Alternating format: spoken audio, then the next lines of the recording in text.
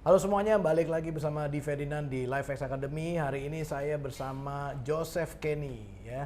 Saya kenal beliau sebagai salah seorang penggiat di dunia startup dan Kenny punya banyak pengalaman yang kita mau sharing tentang bagaimana sih kehidupan startup nih Ken ya. Yes. Boleh kenalin dong diri lo bro sama teman-teman? Iya, jadi thank you banget waktunya di sini bisa datang ke tempat Kodi dan istilahnya di LifeX Academy ini saya senang banget karena saya sering banget nontonin kontennya dan very inspiring because we got lot of contents from lot of experience from many other kinds of people di berbagai bidang gitu. So saya panggil saya bisa Kenny. Saya adalah salah satu wannabe startup founder.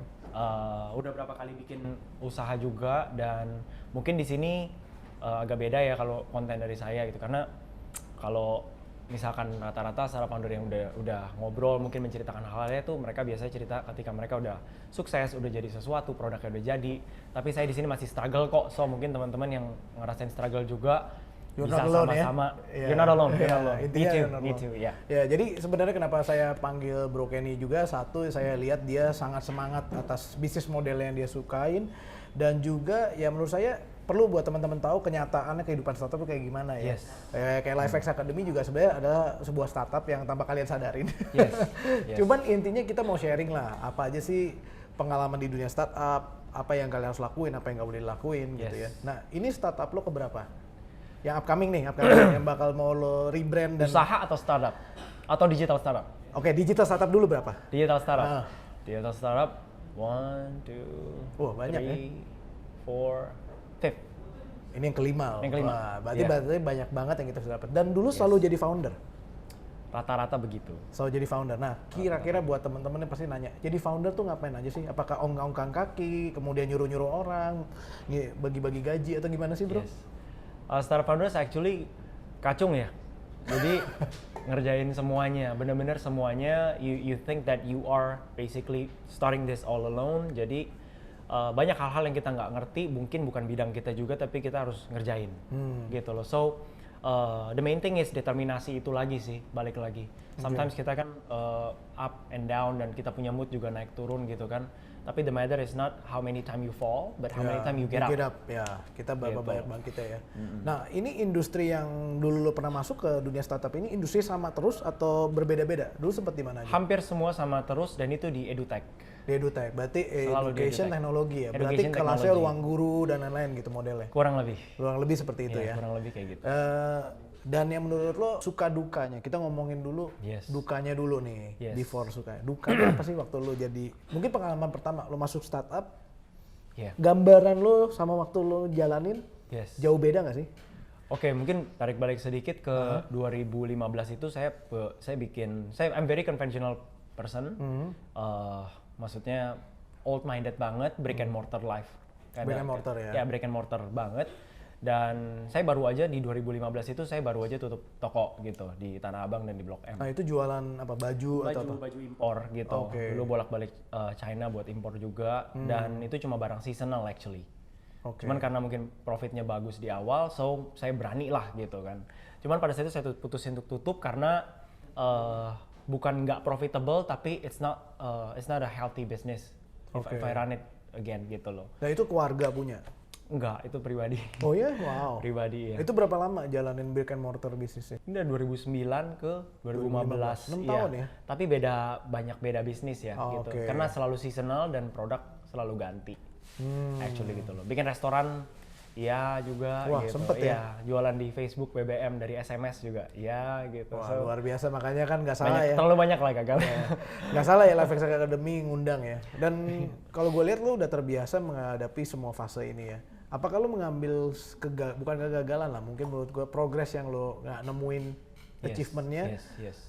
Are you bitter with that? Actually nggak mungkin kalau bilang enggak tuh it would be a bullshit. Ya oke. Gitu loh. The thing is kita kan istilahnya membangun karir, membentuk apapun yang kita mau bikin gitu ya. Is it a business, is it an art, is it karya dan sebagainya. Pasti kita ada naik turunnya juga gitu kan dan it's not only about money. Yes. Gitu loh. Part is when you want to create something harus ada beberapa hal dulu yang dipenuhin gitu loh. Salah satunya adalah creativity.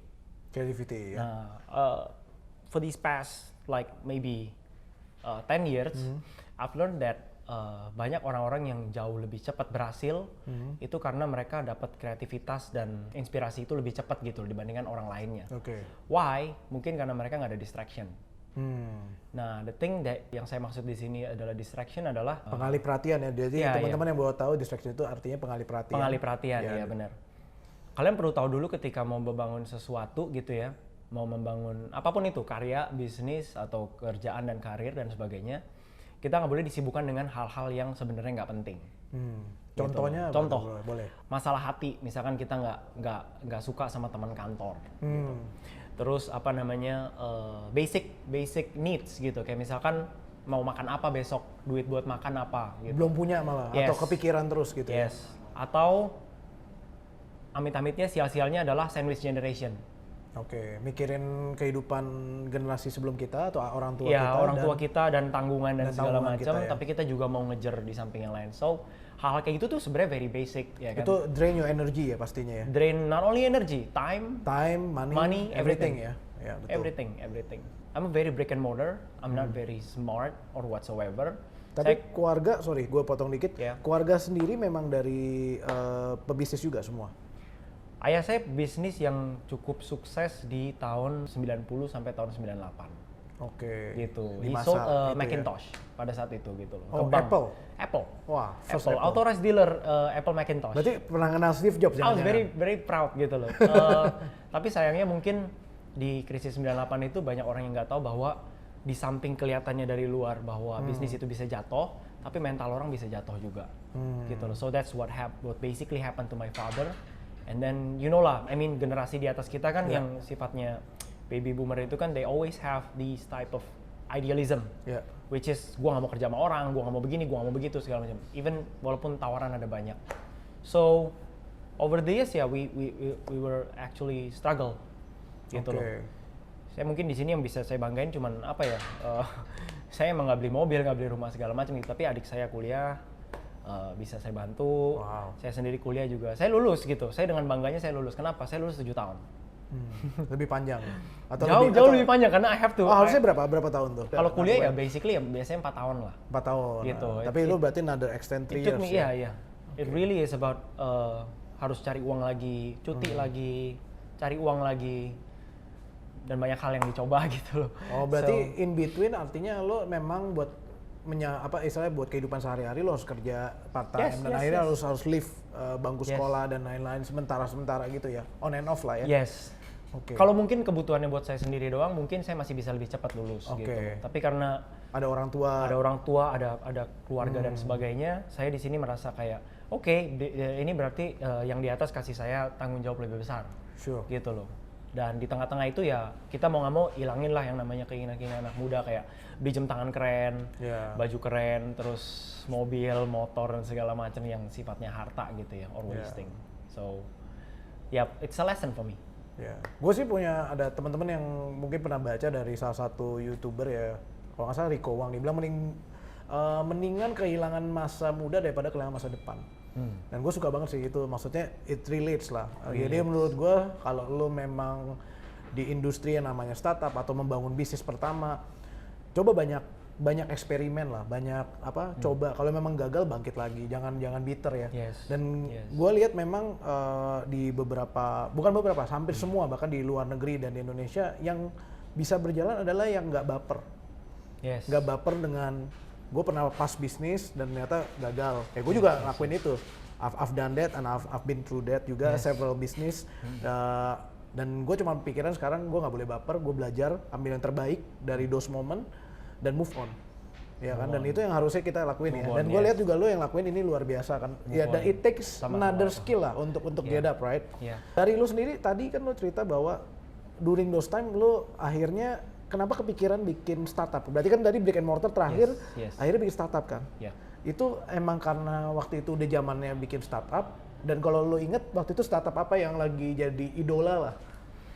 Sebenarnya yang jadi idola pada saat itu adalah, memang this is the hype ya. Hype-nya ya, apa-apa biar teman-teman dengar juga. Yang mungkin secara umum di anak-anak muda Indonesia gitu, mungkin lihat sebagai sesuatu yang mungkin scam, bullshit, dan kenapa bisa dapat funding gede, dan kenapa bisnis ini, how is this gonna work gitu, nggak untung dan sebagainya. Masih rugi, kenapa masih bisa didapat pendanaan dan gitu. lain-lain ya.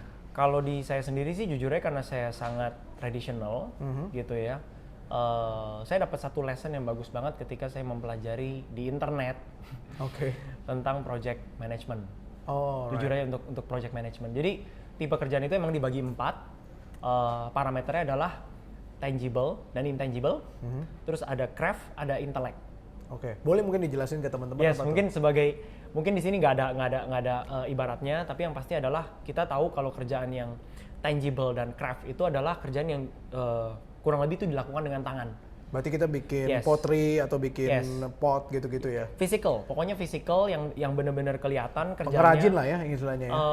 Bukan cuma pengrajin tapi many types of product gitu loh, yang bisa dipegang, dicium, dilihat ya kan, dan benar-benar Something ada you di can sana. feel and sense and hold ya in your hand ya. Dan itu craft gitu loh, which is it will not took much of your brain to actually create it gitu loh. Misalkan kayak sorry to say bukannya apa gitu, misalkan menanam tanaman gitu, bikin pot bunga gitu kan, atau kayak many times of simple jobs gitu loh, yang which is good juga dan meditative gitu loh. Yes.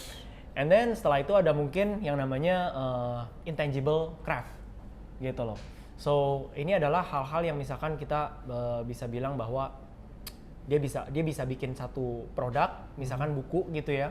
Dia intangible, nggak kelihatan memang gitu. E-book berarti? Atau nggak harus? Kontennya sebenarnya. Tapi ketika dia kerjakan itu harus came up with physical thing. Oh, oke. Gitu loh. So dia bikinnya pakai apa namanya harus physical thing, tapi apa yang dia create, karya yang dia create itu sebenarnya nggak ada wujudnya gitu loh, nggak bisa dipegang. Kayak karya tulisannya nggak bisa dipegang gitu loh. Oh iya. And let's say music gitu loh. Ya, music. Nggak bisa dipegang. Orang tapi kan? bisa feel lah, Orang bisa feel. Oke. Selanjutnya Ada craft ya berarti yang ketiga ya. yes. Selanjutnya adalah tangible intellect. Oh, tangible intellect. Ya, Oke, selanjutnya adalah tangible intellect. Nah, tangible intellect itu kayak kita bikin mesin.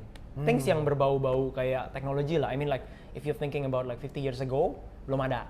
Oke. Gitu loh. Jadi kayak kacamata, terus kayak sepatu yang kekinian Menurut sekarang. gue salah satunya ya kan? adalah sports watch ya, apa namanya sebutannya? Iya, iya. Heart fit gitu Iya, ya. iya, Fit iya. watch Wearable gitu dan ya, segala wearable ya, macam, wearable iya. fit ya. Wearable, mobil, motor Ya. gitu. Karena it requires your brain, but Manufacture juga ya. ya manufacture juga, tapi harus berbentuk fisik gitu loh. Nah, gue I've always been in the actually tangible craft atau tangible intellect gitu loh. Harus semuanya tangible. Oke. That's the thing that I've been doing. Memang nggak ada bagus, nggak ada plus, nggak ada minusnya. Betul. Tapi we have choices, right? We can choose. And one thing yang terakhir itu adalah intangible intellect. Intangible intellect. Oke. So the job it requires you to use your brain, to use analytical thinking, problem solving, and most of the things are, yang bagus-bagus dipelajarin either di kuliahan maupun di business lessons. Dan hal itu intangible. Which is what? Which is system. Ya, education juga sebenarnya intangible juga kan? Education juga. Itu kan guru Yes. ngajar nggak kelihatan tapi hasilnya adalah Yes. anak-anaknya jadi berprestasi atau berkarya gitu Yes, kan minimum. yes. And then movie. Tadi music juga sekali lagi ya. Musik juga sekali lagi. And then your code. Coder. Ya, Programmer ya. programmer ya kan. And then Berarti kalau punya software house juga termasuk di sini ya? termasuk. Oke. Termasuk. And then design. So there are so many things lah yang sekarang tuh, mungkin sekarang video TikTok yang bisa punya value juga. Ya. Tapi secara umum produknya itu nggak bisa dipegang, tapi people can feel it. Karena setiap produk itu kan exchange-nya adalah satisfaction. Kalau gue lihat sih kayak tadi memang ada you can feel the value, right? You can Feel see the the value. value, feel the See value. the value, right? Ya, yeah. oke. Jadi dari situ lu akhirnya lu masuk terjun ke intangible ini ya? Ya, intangible intellect Oke. ini. Gitu Dan loh. akhirnya pilihnya industri edutech. Akhirnya pilih edutech. Tapi sebenarnya kalau untuk masalah lihat model bisnis paling bagus mana gitu ya, many kinds of business are good gitu loh. Nggak ada salah, nggak ada benar, cuma tinggal your choice aja mau lakuin atau enggak ya. Yes, dulu saya jualan dari dagang itu, jualan online juga dari BlackBerry dan SMS ya kan. Oh, lu jualan device-nya gitu? Enggak, jualan barangnya melalui SMS gitu. Lu channelnya lewat SMS dan BlackBerry. BBM, Oh, ya. Oke, Dan belum ada BBM. WA ya? Belum ada. I know everybody is still BlackBerry. Iya. And then makin kesini gitu ya, toko kita istilahnya kita harus invest banyak, kita harus benar-benar tangible banget, harus ada karyawannya semua dan segala macam. Tapi I saw e-commerce is coming. Oke, Gitu. berarti saat lu mulai ini belum ada namanya Tokopedia, Shopee dan lain-lain. Mungkin udah ada tapi belum populer. Tapi belum naik lah ya, Belum belum kayak naik, sekarang iya. ya, belum unicorn stage lah. Belum. Iya. Belum. Dan kita adalah brick and mortar, dan saya pikirannya otaknya seperti orang tua banget. Jadi kita pikir kayak people not gonna buy from those Online, things, you know. yeah. People have to come, they see, they buy, they purchase gitu loh. Jadi kita meremehkan lah sebenarnya. Yeah. Maksudnya saya dan teman-teman itu bukan meremehkan ya, tapi kayak melihat bahwa Not a threat lah. Iya, not a threat. Bukan Not a tantang. threat. Ya, kita bukan coba compete ini ya. aja gitu loh. Tapi ketika saya di tahap untuk mau tutup toko itu, saya lihat bahwa hey, these guys are very smart gitu loh. They created a system where saya di sini nggak pernah ngomongin masalah passive income segala macam ya. Yes. There's no, for me personally, there's no passive income. Yeah, there's no such thing as There's passive no income. such thing. You have to work gitu. Emang mau ngapain, ya kan? And then mereka bikin sistem yang which is helping so many other kinds of people. Tapi at the end nanti kita kalau ngomong kasarnya gitu ya, yang capek siapa, yang dapetin siapa gitu loh. Oke. Right. Ya kayak ide marketplace aja kan, marketplace itu kan sebenarnya si sistem itu yang dibangun untuk mengumpulkan para vendor ya. Yes. Dan seller, vendor dan buyer, dan akhirnya yang mendapat keuntungan besar tetap Tokopedia salah satu marketplace ya. Yes. Dan itu yang maksudnya kayak ini tadi gitu. No offense banget, tapi bank juga gitu, Ya, gitu loh. same thing. Ya kan, kita semua usaha, kita semua dapat gaji, semua melalui mereka, dan mereka they take up such percentage of cut gitu loh. Admin fee lah From minimum it gitu loh, ya kan? Just by creating a system. Mungkin modalnya gede banget dan it took a lot of team gitu loh, Yeah. a lot of teamwork to do that. So I see that pada saat itu aja mungkin punya karyawan beberapa itu kan udah satu yang saya syukurin banget, itu adalah pengalaman berharga. Tapi balik lagi saya lihat gitu kalau gedung-gedung kantor. Ini satu kantor aja bisa punya 20 orang, 30 orang yang mungkin gajinya di atas UMR gitu loh. Kalau saya punya bisnis seperti dagang-dagang gini aja, how can I get that type of business gitu loh? Gimana saya bisa sebesar mereka? If I think that perusahaan-perusahaan ini bisa gaji orang saja segitu, berarti omset mereka jauh lebih besar dong. Angkanya Ya.